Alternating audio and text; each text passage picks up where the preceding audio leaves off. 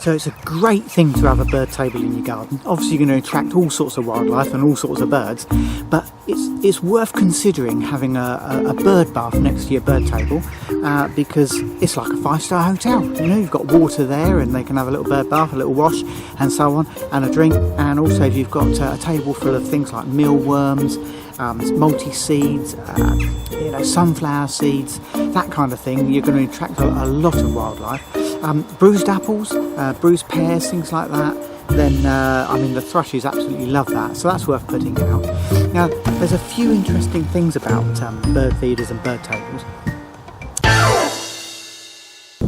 Now there's a guy in America called Henry David Thoreau.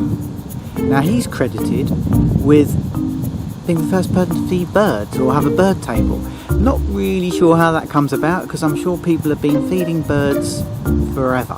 But anyway, he was by a pond in 1845 in the USA, and he gets a bit of credit for helping the wildlife.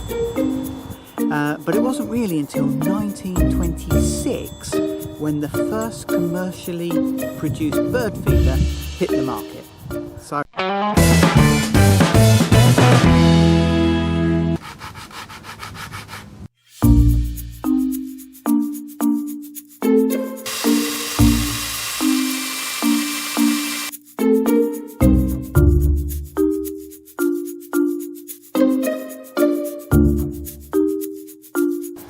the bird table, which looks like the old post office. Okay, it's going to be the old post office bird table, and in the side there, that is for the bees to hide.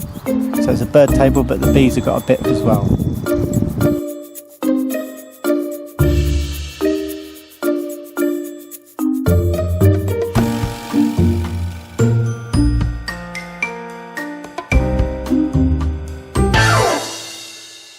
But there are some things that you have to actually avoid. Chocolate.